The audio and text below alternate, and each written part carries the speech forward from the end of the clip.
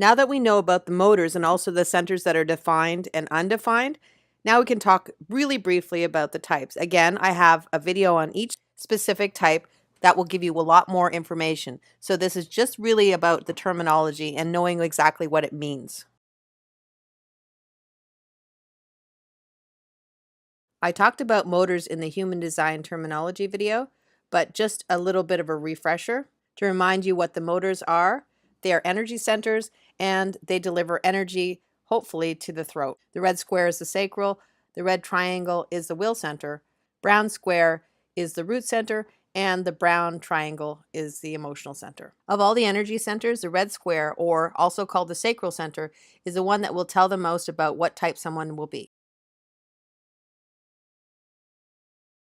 In human design, there are 5 different types. Some types are extremely common, and some types are quite rare, but everyone in the world is one of these 5 types.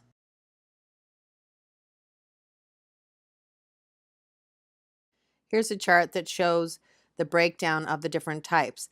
Now, this isn't going to be exactly perfect numbers because they may change a little bit, but it sort of gives you an idea of how rare a type is.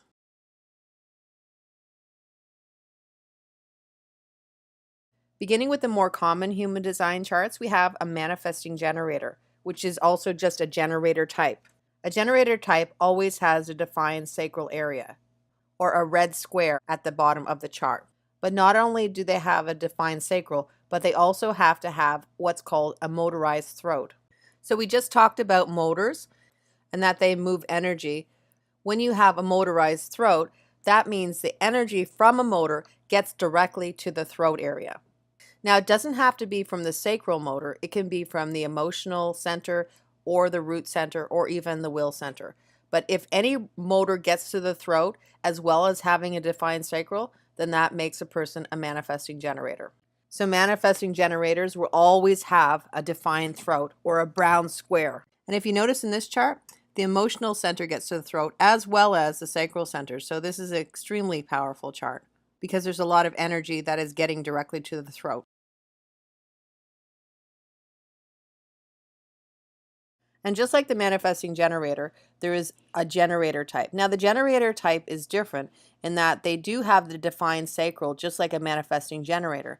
But what's different with a generator type is that they do not have a motorized throat, which means there is no motor that gets the energy directly to the throat. Generators with this type of energy can have a defined throat or a brown square for the throat center, or they can also have a undefined throat or a white square for the throat center. Ultimately, as long as they have a defined sacral, they are a generator type. So in this chart, you can see that the throat is undefined because it's white, and you can also see that they have 3 motors defined, one being the sacral, one the will, and one the root. Now, none of those motors get to the throat. If you can see, there are no full channels that are going right up to the throat. Now, this is a chart of a projector. Now, what makes a projector different from a generator? Well, a projector has an undefined sacral area. So if you notice in the sacral area, instead of being red, it's white. Other types have undefined sacral centers as well. So why is a projector a projector? Well, the difference is not only do they have an undefined sacral, but they also have a throat that is not motorized as well. So like a generator, their throat is not motorized, but unlike a generator, they have an undefined sacral.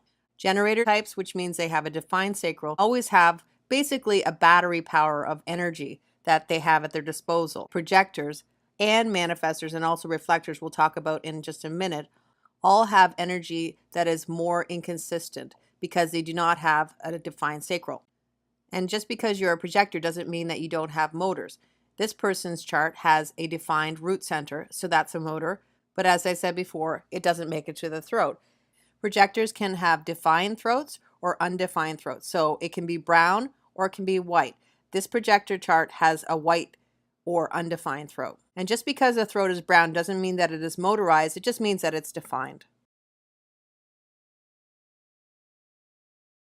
Now we're moving on to the manifestor. The manifestor is like a projector in that they have an undefined sacral area. So a white area instead of a red area for the square. But unlike a projector, they have a defined throat that is also motorized. Now, it'll always be a motor that isn't the sacral that motorizes the throat, because the only way you can be a manifestor is to have a motorized throat and also an open sacral. So a manifestor can have a defined and motorized throat from the will center, the root center, or the emotional solar plexus. The manifestor in this chart has a motorized throat through the will center. And if you also notice, the sacral is white, so it's undefined. And also, a manifestor can have more than one motor to the throat. It doesn't have to have just one. So they could have 3 motors to the throat if they wanted to, but as long as it's not the sacral, they'll always be a manifestor.